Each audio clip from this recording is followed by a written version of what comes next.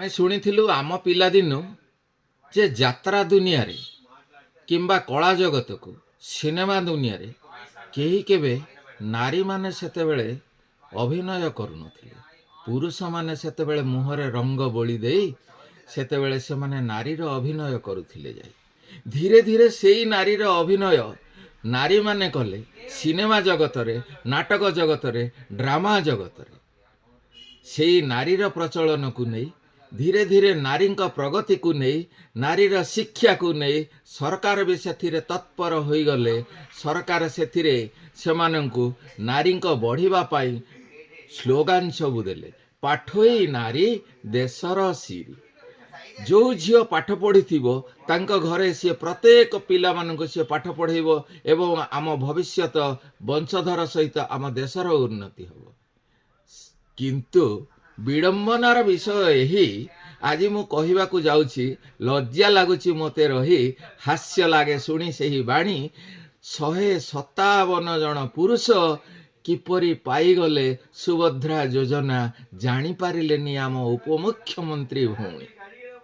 ସିଏ ପୁଣି ଆସି ବାଇଟ୍ ଦିଅନ୍ତି, ତାଙ୍କ ବାଇଟ୍ରେ କୁହନ୍ତି 157 ଜଣ ପାଇଗଲେ। କେମିତି ପାଇଲେ? ଏଠି ଆଜିକାଲି ଯେଉଁ ପ୍ରକାର ସବୁ ଯାଞ୍ଚ ହେଲାଣି ବ୍ୟାଙ୍କ ମାନଙ୍କରେ, ଗୋଟେ ବ୍ୟାଙ୍କରୁ ତ 157 ଜଣ ପାଇନଥିବେ, ବିଭିନ୍ନ ବ୍ୟାଙ୍କରୁ ପାଇଥିଲେ। ବ୍ୟାଙ୍କ ମ୍ୟାନେଜର କ'ଣ ନିଶା ଖାଇ ଶୋଇଥିଲେ ନା ସେମାନଙ୍କଠୁ ଉତ୍କୋଚ ନେଇଥିଲେ?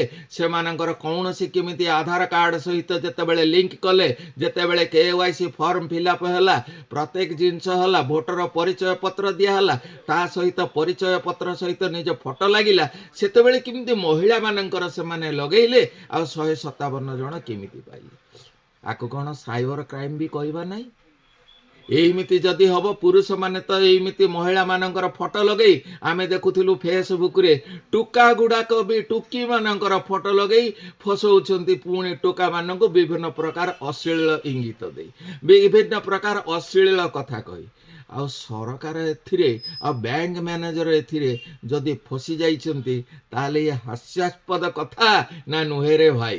ଏଇମିତି ଦେଖ, ଭବିଷ୍ୟତରେ ଏଇ ଯେଉଁ ଜିନିଷକୁ ନେଇ ଆମେ କ'ଣ କହିବା? ଏହା ସରକାରଙ୍କର ଅପାରଗତା ନା ବ୍ୟାଙ୍କ ମ୍ୟାନେଜରଙ୍କର ଏଥିରେ ନିଷ୍କ୍ରିୟତା ନା ଏଠି ଆମର ଓଡ଼ିଆ ଅସ୍ମିତା?